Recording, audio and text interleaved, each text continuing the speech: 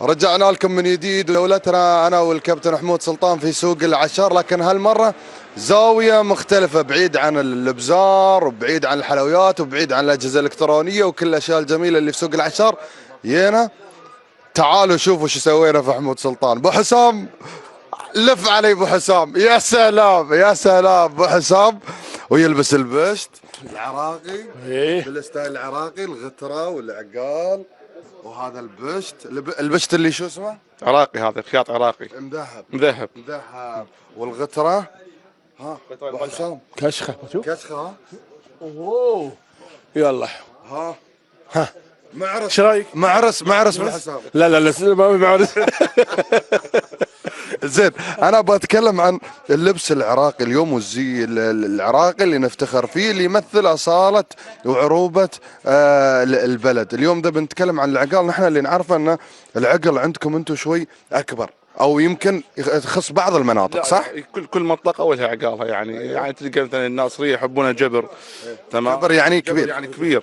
تمام، يكون العقال ماله شعر اجل من هذا. عندك منه؟ موجود. ابغى اشوفه. هذا هذا بعد بيجي وياه كركوشته. الكركوشه هذا نسميها القيطان، كركوشه. اشوف لف اشوف كركوشتك.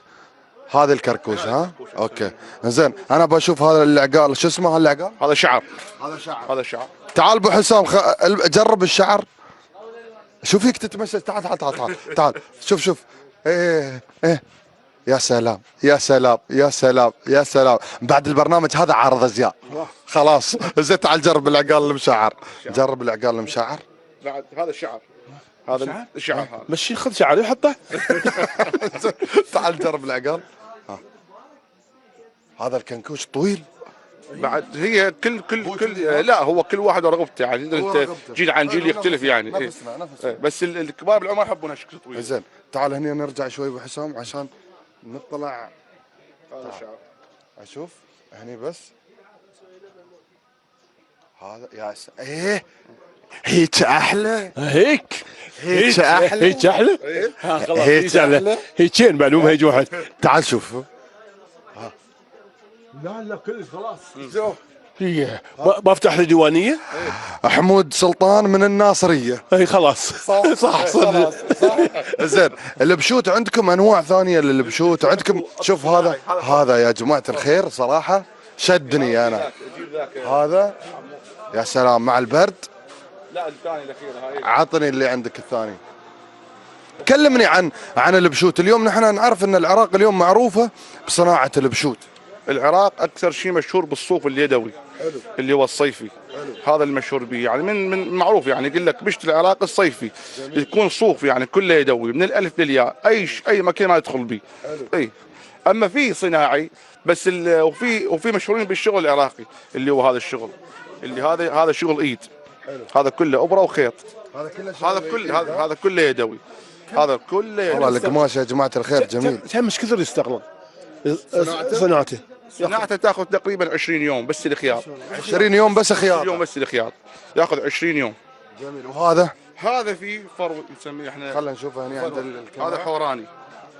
يجي هربد وجه، يشتغل وجهين، هربد ويجي اوبر. جميل. هذا معروف هني في العراق. معروف يعني، مو يعني حسب رغبه الزبون، حسب امكانيته يعني. ولا في فرع عادي يعني. هذا جميل صراحه. هذا انا عندي هذا والاسود. هن ذني اعلى نوعيتين، هذه وهذه ذني على شيء. يعطيكم العافيه بالخدمه. ذاتنا البركه حبيبي. استانست ابو حسام وايد. تعرفنا على العقال انواع. على البشوت الزينه، القطره. لا يبي له حق العيد. حمود سلطان من حمود سلطان من وين؟ نسيت. ناصريه. ديرتي ما نسيتها بعد. يعطيكم العافيه، استمتعنا ونحن نشوف الزي الجميل العراقي وحمود سلطان كاشخ. وبنكمل جولتنا في سوق العشار وبنرجع لكم ان شاء الله هناك في الاستوديو. ان شاء الله انكم مستمتعين. يوسف تبي يقول لك البس نفسه. طيب له.